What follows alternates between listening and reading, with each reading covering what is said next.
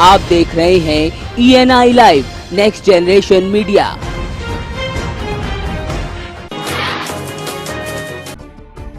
एक बार फिर से विधानसभा चुनाव सिर पर है। इन सालों में कई किरदार बदल गए तो कई माननीयों की हैसियत करोड़ों में हो गई। अगर नहीं बदला तो जनता की किस्मत। कुशीनगर के 3 विधानसभा क्षेत्रों की सीमा पर स्थित अतरहा घाट पर ये बात सटीक बैठती है। इस घाट पर आजादी के बाद से अब तक पक्का पुल नहीं बन सका, जिससे इस क्षेत्र के हजारों लोग कई किलोमीटर का चक्कर लगाने को मजबूर हैं। छोटी गंडक नदी को पार करने के लिए लोग डोंगी नाव का सहारा लेते हैं। हैरत की बात यह है कि इन तीनों विधानसभा सीट पर समाजवादी पार्टी का कब्जा है और इनमें से 2 विधायक मंत्री भी हैं।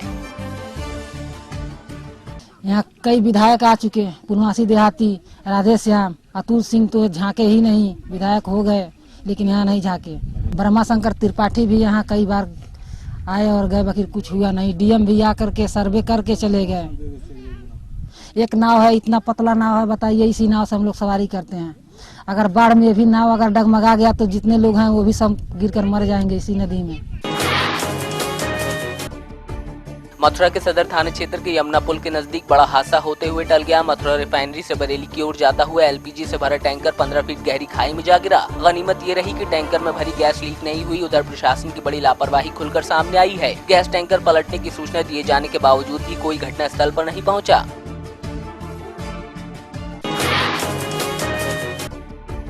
बसपा के राष्ट्रीय महासचिव नसीमुद्दीन सिद्दीकी उन्नाव के हसनगंज में जनसभा करने पहुंचे हैं। नसीमुद्दीन सिद्दीकी ने यहां भाजपा और सपा को जमकर आड़े हाथों लिया। तो वहीं अखिलेश सरकार पर तंज करते हुए उन्होंने कहा कि यूपी में सपा के राज में 500 दंगे हुए। तो वहीं उन्होंने कहा कि जब लोग कमजोर होते हैं तो गठबंधन करते हैं।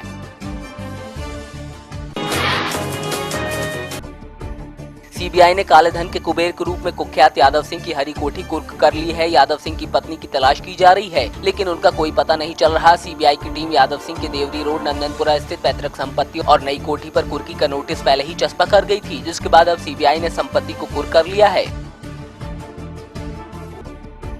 आगरा में विजिलेंस की टीम ने खंड शिक्षा अधिकारी को रिश्वत लेते हुए रंगे हाथ गिरफ्तार किया है। 50,000 की रकम के साथ खंड शिक्षा अधिकारी की गिरफ्तारी के बाद शिक्षा विभाग में हड़कंप मच गया है।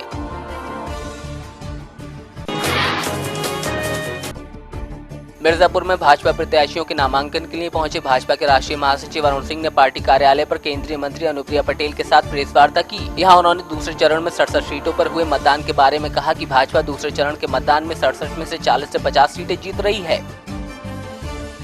भारतीय जनता पार्टी अपना दल गठबंधन और अन्य गठबंधन जिसके साथ भारतीय जनता पार्टी राजभर जी के साथ की है, इन तीनों मिलाकर के 2/3 बहुमत के साथ भारतीय जनता पार्टी गठबंधन की सरकार बनने वाली है। अप्रत्याशित बहुत जबरदस्त सफलता प्राप्त होने वाली है। मुझको लगता है कि 40 मिनिमम 50 तक भी हम जा सकते हैं। इसलिए लहर है ना, लहर में मिनिमम का तो सोच सकते हैं, लेकिन मैक्सिमम कितना जाएगा कुछ कल्पना नहीं कर सकते।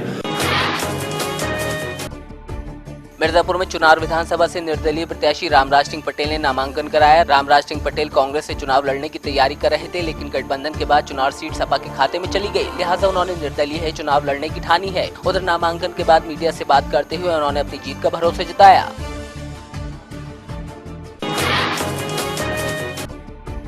इसौली विधानसभा क्षेत्र के मऊ और इस्लामगंज बाजार समेत दर्जन भर के गांवों में रालोद प्रत्याशी यशभद्र सिंह उर्फ मोनू जनसंपर्क करने पहुंचे। इस दौरान उनके समर्थकों ने उनका जोरदार स्वागत किया। तो वहीं भाजपा सांसद प्रतिनिधि चंद्रभद्र सिंह पार्टी की परवाह किए बगैर भाई के सहयोग में कूद पड़े हैं।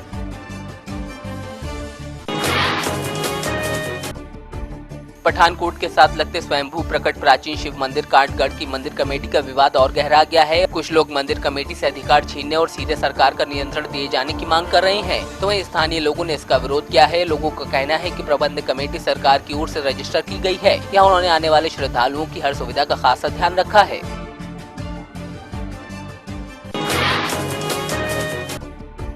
ठाणे में दूल्हे और उसके पिता को दहेज मांगना महंगा पड़ गया। दहेज मांगने पर लड़की ने दूल्हे को चांटा जड़ दिया। तो वहीं दोनों ही पक्षों में जमकर मारपीट हुई। उधर दहेज लेने वाले दूल्हे के पिता को गिरफ्तार कर लिया गया है।